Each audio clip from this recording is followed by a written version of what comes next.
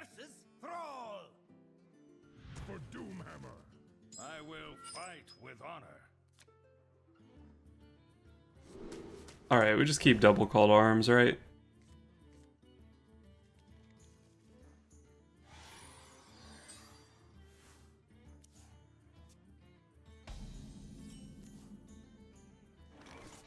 I'm just gonna make a dude next turn. Probably don't really want to redeem that.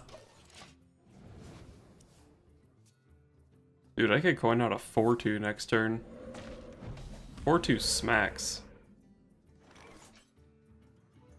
But I think I would rather coin Call to Arms. That seems like a stronger card. And let's go ahead and do this, because I want this thing to be dead when I play Call to Arms, because his obvious answer is Lightning Storm.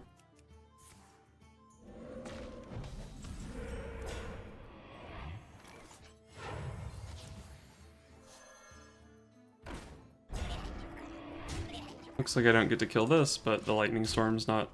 I guess it's pretty good here. Guarantees the kills on these guys and might high roll this one. But if he has the AoE here, I just play another Call to Arms next turn, get 2 Beetles and a Righteous Protector. Damn. At least he low rolled on this one. Force him to have the other AoE though.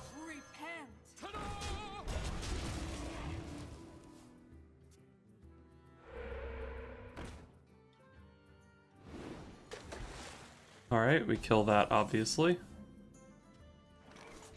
And then I guess I'm playing a 2-4.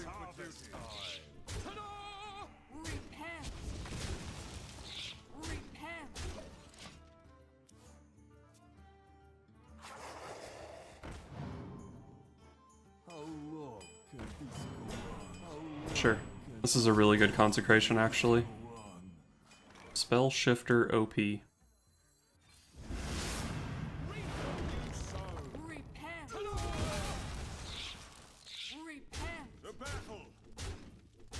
And we'll play Redemption, because why not? Man, the Spell Shifter was so good. Relevant damage with the Consecration, came out off the Call to Arms just like it was supposed to, and it survived the Lightning Storm because it had so much health. I guess it could have also been a Tainted Zealot and had about the same effect.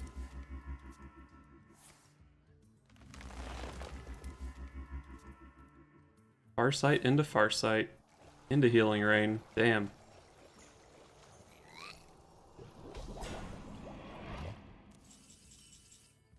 I'm trading something off here. That means I can play Countess Ashmore, but I think I just want to Valinir him. For justice. Trade off a dude. Could have considered value trading with this guy, but I don't know. It didn't seem that great. The same amount of damage over 2 turns. This frees up a board slot for Tyrion. I think I like trading off the 1/1. Also leaving my board less vulnerable to the other Lightning Storm. Boy, Consecration number 2 coming in. Spell Shifter is the truth.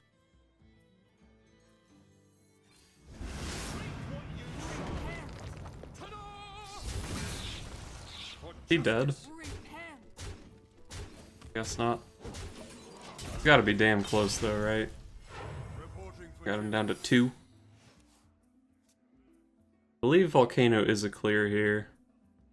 I have a Redemption in play, which will give me one of my 1 power minions back, I believe. Oh shit, he's just dropping Shudderwock. He just makes a bunch of Shudderwocks, right? And gets 1 Life Drinker Battlecry.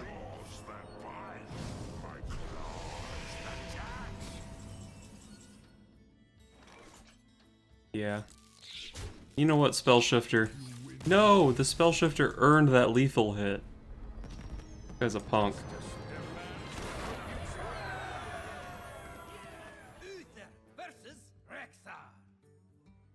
Let the hunt begin.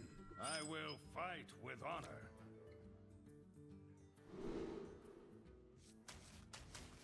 I guess I keep 1 drop on 1. The Bellringer Sentry is probably not super good against Hunter. This is such a good hand against Hunter. 1 drop, 2 drop, coin Call to Arms. He is the odd hunter.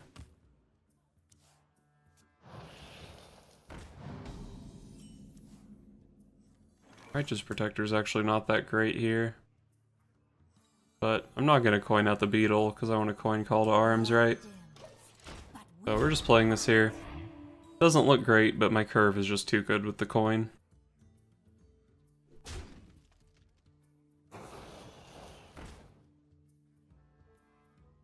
Speak your peace.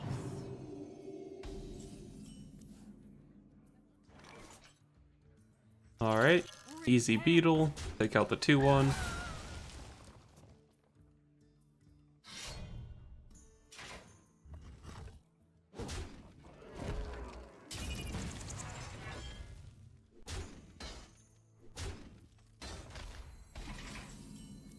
Show me some vicious scale hides.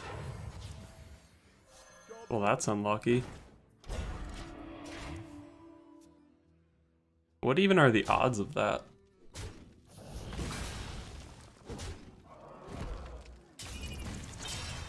I did some quick maths, and it came out to 8%.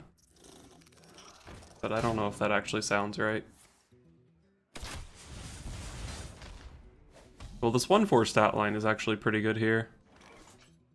So I can go for like double secret hero power, or I can go for true silver. Let me. That's always happening. So I noble sack.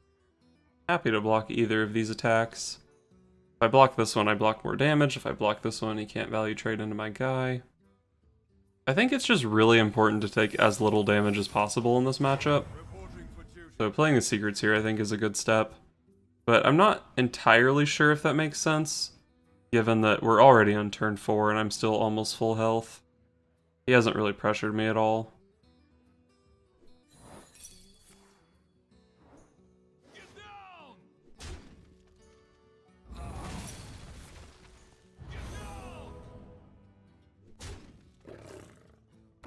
Jungle Panther. Okay.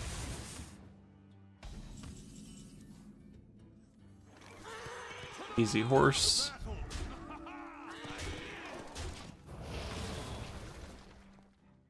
Not looking forward to this 4 damage, but at least my 2/1 trades into it pretty cleanly, or my second horse. The thing is, I might want to play my true silver here though, because I want the 4 healing out of it. Takes 2 turns to do that. Not super efficient though.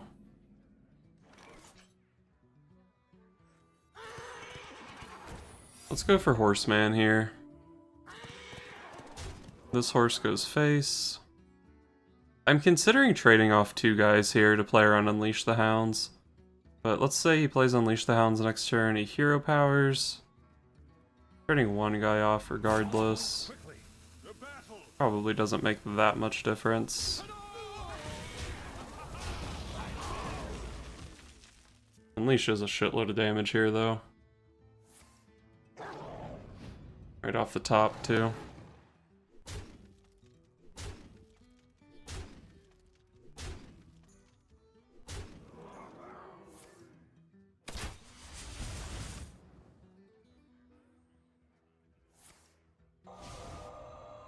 The arcane shotted my head.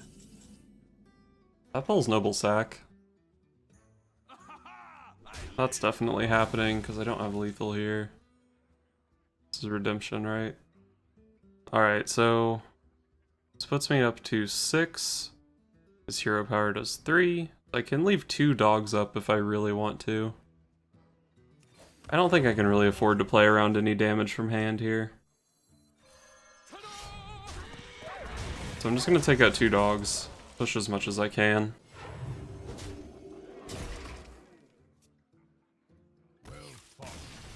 Holy shit. That one was scary. I think I actually got pretty damn unlucky that game though. I played that Call to Arms and hit, out of 5 targets I hit neither Vicious Scalehide. I think that would have made a big difference. And then like second Call to Arms, either Consecration, either Corpse Taker. Any of those draws would have been really good.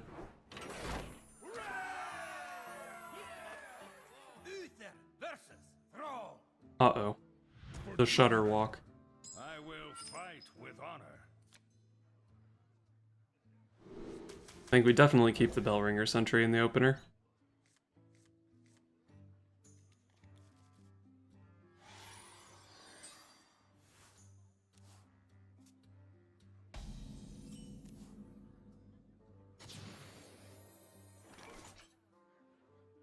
I guess we just play our secret on turn 1. We got a pretty good weapon here, the Divine Shield one. But the question is, do I ever just play Millhouse next turn? They don't have Jade Lightning anymore, so his spells are like Hex and Volcano. I don't think I care too much if he plays either of those. I guess he could have, like, Farsight, maybe? I don't know if that deck plays that. But the moral of the story is, I could just play Millhouse. Plated Beetle is a little bit more consistent. It beats this thing up. Alright, we'll go for the Beetle. It's just so safe to get this guy down, though.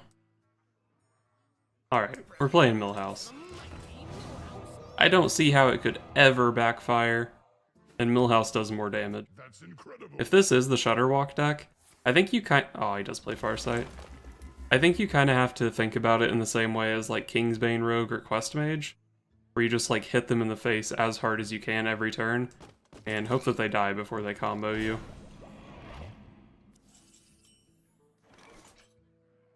I guess this is good. There's definitely more potential for Divine Shields in this deck, but take out a Tar Creeper, not too bad.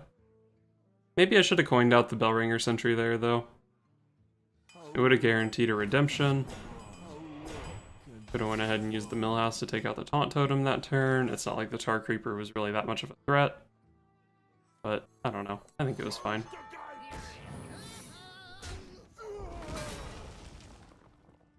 I think I hold the weapon.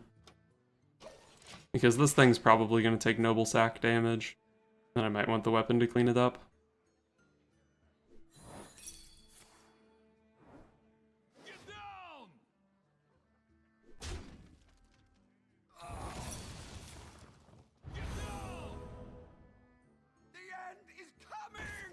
Doomsayer. I can kill it if I play the Vicious Scalehide. I guess I probably will. Probably should have double checked my math. I actually could have killed it without playing this. That's fine. Get to kill the 1/1 now.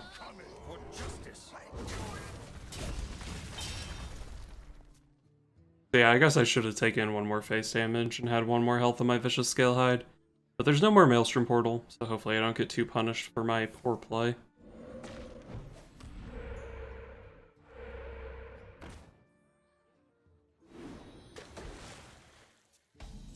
Looks like I actually am punished for it here, because my guy would be pretty good to trade into this.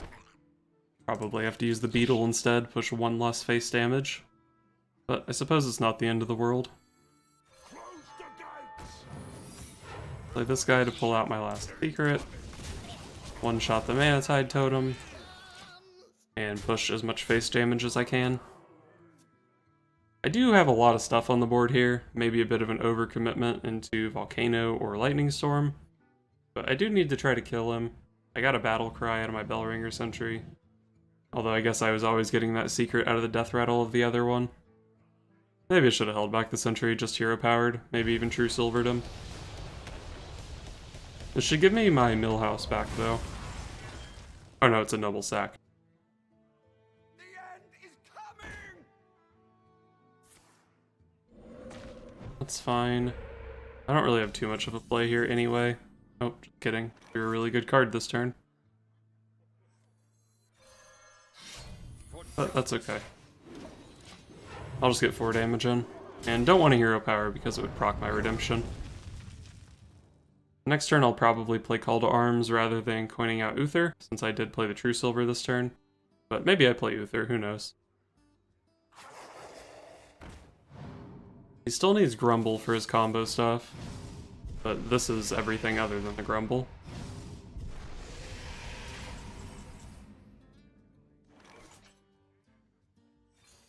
Alright, probably just play these. Oh, I definitely should have played this before the Call to Arms, but it looks like I hit all my buffs anyway. For justice.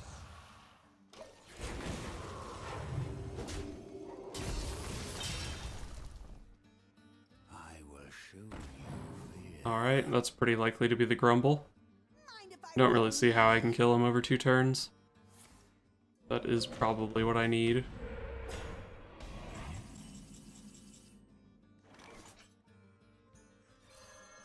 Play this thing for the weapon more than anything, really.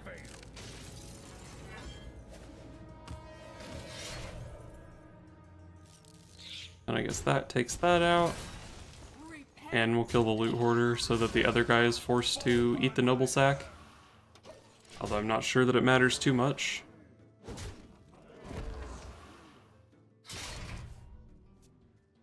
But maybe I don't die on his Shudderwock turn. I have a lot of life. He still needs to play the Grumble. And then I think there's a turn of just Shudderwock before you really pop off. So maybe I'm actually not in a terrible spot here.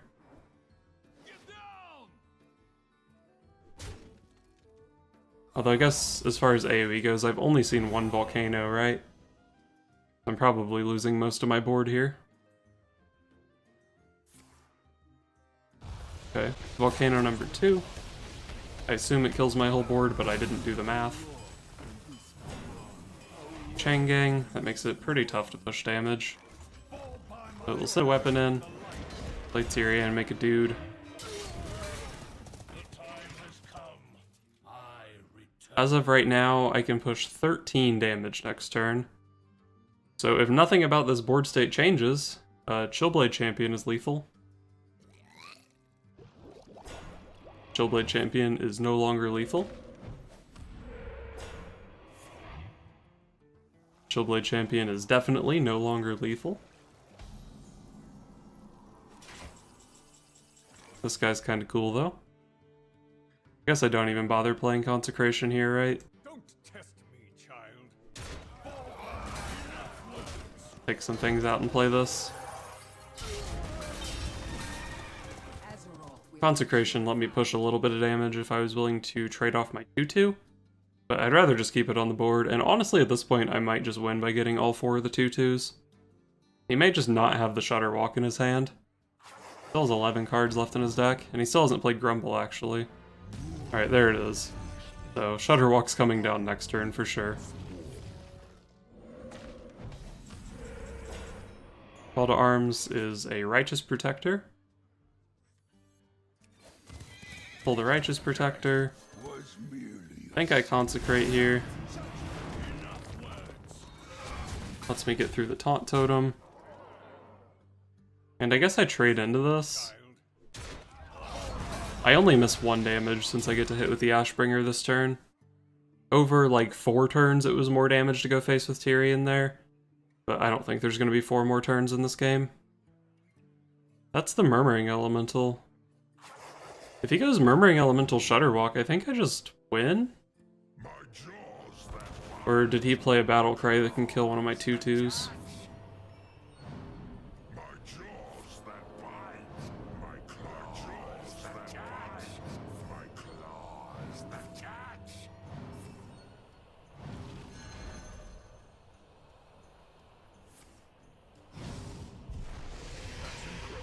Oh no, we healed up to 16!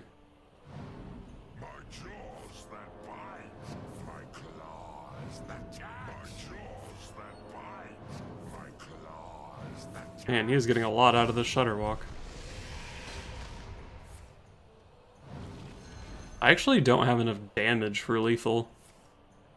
But luckily I have a 2-mana hero power. Farum was actually lethal there. Well, I didn't think that's how that game would end, but sometimes you just get all the horsemen.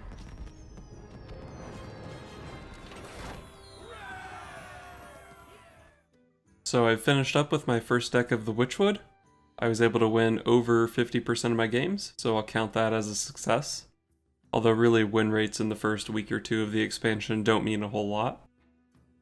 I did end up making a few small changes to the deck. The first thing I did was cut Millhouse Manastorm for a Consecration. There are a lot of aggro paladins running around, and to a lesser extent some hunters and other aggressive decks. So I felt like a second Consecration was warranted. But then after a while I was really feeling the loss of my 7th Call to Arms target. But I didn't really want to put Millhouse back in, and there really aren't that many 2-drops in the game right now, so I ended up going for a Spell Shifter. When you pull it off Call to Arms, it's a 1/4, which is pretty good against all the aggro paladins running around summoning their Silverhand recruits. And I figured the +1 spell damage with a couple copies of Consecration in the deck might be pretty decent. It does 3 damage to a level up board or a Sunkeeper Tarim board. It also kills Voidwalkers, and 3 damage just tends to be a pretty decent breakpoint. And then I ended up cutting a Chillblade Champion for a Pumpkin Peasant. I figured I'd try out another new card, and my deck was really lacking turn 3 plays, although I did end up cutting an Unidentified Maul after that, so not really sure how well that worked out. But yeah, I was lacking turn 3 plays, so I thought I'd try out the 3-mana 2/4. The Chillblade Champion really wasn't that good, and it's just important to have an extra lifesteal thing to count for the Corpse Taker and the Countess Ashmore, since typically once you get to those turns, the Vicious Scalehides are no longer in the deck. I also ended up cutting the Rotten Apple Bomb for a Valanir.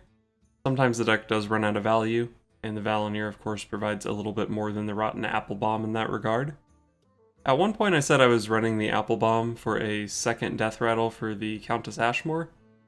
Obviously Plated Beetle also has a Death Rattle, but with the 2 copies of Call to Arms and the fact that you're keeping Plated Beetle in the opener, you should never be pulling Plated Beetle off of Ashmore. But I totally forgot that Bellringer Sentry also has a Death Rattle. But even given that, I think it's nice to also have the Valanir. And speaking of the Bellringer Sentry, I think this whole secret package might be causing me a few problems, because I think there's just too much stuff going on. I have to play all these small things because of Call to Arms, and then I have like this Corpse Taker package, which demands that I'm playing like Divine Shields and a Lifesteal guy. Also I have to make room for weapons, and I need healing to support the Glass Knight. And then on top of that I've got this 6-card secret package, and then on top of that I have to have enough value stuff to actually beat control decks. So maybe I'd be better off cutting the secret guy, and then I can play maybe like another weapon, and maybe I can even play Equality at that point. Not really sure where I would go with the deck, but I think cutting the Bellringer Sentry is definitely a direction you could look toward. Overall though, I'd say I'm pretty happy with the deck. I didn't have a stellar win rate, and given how easy it is to pick up wins off of unoptimized decks at this point in the meta, I don't know that this will necessarily be a great deck going forward, but I like Midrange Paladin, and I think this was a fun Midrange Paladin build.